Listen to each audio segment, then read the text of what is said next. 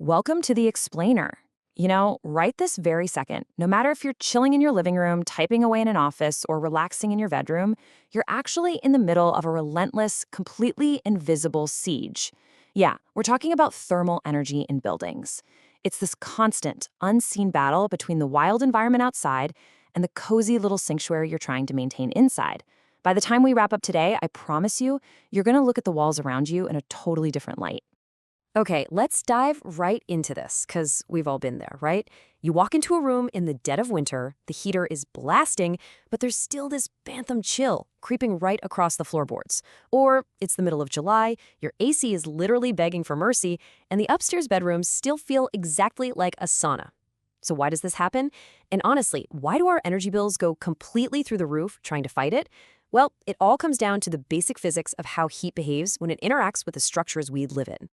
Moving on to Section 1, the nature of heat and how it's always seeking balance. To really get a handle on this invisible invader, we have to understand what heat actually is. Thermal energy is basically the energy that dictates temperature. And the golden rule here, the absolute golden rule of thermodynamics, is that it always moves from warmer areas to cooler ones. Actually, in a funny way, heat is kind of lazy. It just relentlessly wants to equalize the temperature between the inside and the outside. Think of it like a really crowded high-energy party in one room and a totally empty, quiet room right next door. If you open the door between them, people are naturally going to flow out of the crowded room until both spaces are equally full. Well, that is exactly what thermal energy is trying to do to your house. Which brings us to our next section, the invader's tactics, or exactly how heat moves around. So, if heat is constantly trying to balance the scales by jumping from warm to cold, how does it actually get there? It doesn't just, magically teleport. It uses three primary tactics to break past your walls and roofs: conduction, convection, and radiation. We're going to break down each of these physical pathways because really, understanding how they operate is the absolute only way to effectively stop them. First up on the list is conduction. This is heat creeping directly through solid materials. You can think of conduction like a microscopic relay race. Let's say the sun heats up the brick on the outside of your house. The molecules in that brick start vibrating super fast. Then, they bump into the molecules next to them, passing that thermal energy along, molecule by molecule, straight through the solid wall, past the insulation, through the dry wall, and right into your living space. It's a sneaky, direct assault right through your home's solid armor. And if a material is a really good conductor, like metal or single-pane glass, man, heat will just sprint right through it. Next, we shift gears from solid materials over to fluids and gases. This is convection, and it is all about air movement. See, when the air inside your house gets warm, it physically expands, it gets less dense, and because it's lighter, it naturally rises straight up toward the ceiling. Meanwhile, the cooler, denser air sinks right down to the floor. This sets up a continuous, looping current of air. Convection is the exact reason your second story is always absolutely sweltering in the summer, and why your feet are always freezing in the basement during winter. Heat is literally using the air you breathe as its getaway vehicle. Our third tactic is radiation. Now, unlike conduction, which needs a solid material, or convection, which relies on air or liquid, radiation doesn't need anything at all. It travels through pure empty space via electromagnetic waves. The most obvious example here is the sun beating down on your roof. Even on a totally freezing winter day, if the sun is out, radiant heat is striking your building and warming up the exterior.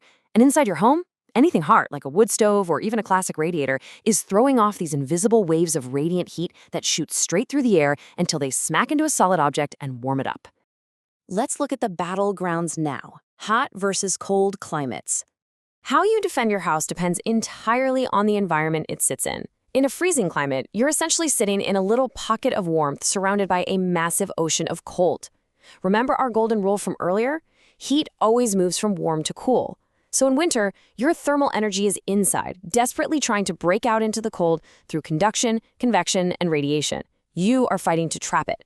But in a hot summer climate, the whole script is completely flipped. The heat is outside, blasting your roof and pushing against your walls, trying to force its way into your nice, cool, AC'd living room. The physics are exactly the same in both scenarios. It's literally just the direction of the heat flow that reverses. This leads us to our final defense, the shield, the power of insulation. So how on earth do we fight back against a force that can travel through solids, ride on air currents, and beam right through empty space? We build a shield, and we do that using insulation. Insulation is specifically designed to shut down the invader's tactics on multiple fronts. Step 1, it traps tiny little pockets of air. Believe it or not, perfectly still, dead air is an incredibly poor conductor of heat.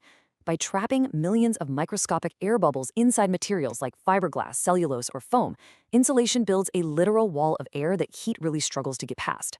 Step 2, because insulation is fluffy and porous, it massively slows down solid conduction. There's just no dense, solid path for those vibrating molecules to pass the energy along. And finally, step 3, by tightly packing these materials into your walls and attic, it physically blocks airflow, entirely shutting down those looping convection currents we talked about earlier. So the crucial point here is that insulation isn't just that itchy pink stuff up in your attic. It's a highly engineered thermal barrier. Honestly, it's the ultimate hero of your home. By stopping conduction, convection, and radiation dead in their tracks, it secures your physical comfort and keeps the temp exactly where you want it. And maybe the best part for your wallet, because your heating and cooling systems don't have to work overtime to replace escaping or invading energy, a properly insulated building dramatically lowers your utility bills. It pays for itself by putting a hard stop to the physics of heat transfer. I want to leave you with this one thought. Take a look at the walls around you right now. Just glance up at your ceiling. Behind the paint and the drywall, there is a massive, silent battle of thermal dynamics happening every single second. Armed with what you know now about conduction, convection, radiation, and the absolute superpower of insulation, ask yourself, is the building you're sitting in a sturdy shield actively working to protect your comfort and your hard-earned money? Or is it a leaky sieve, letting that invisible invader just come and go as it pleases?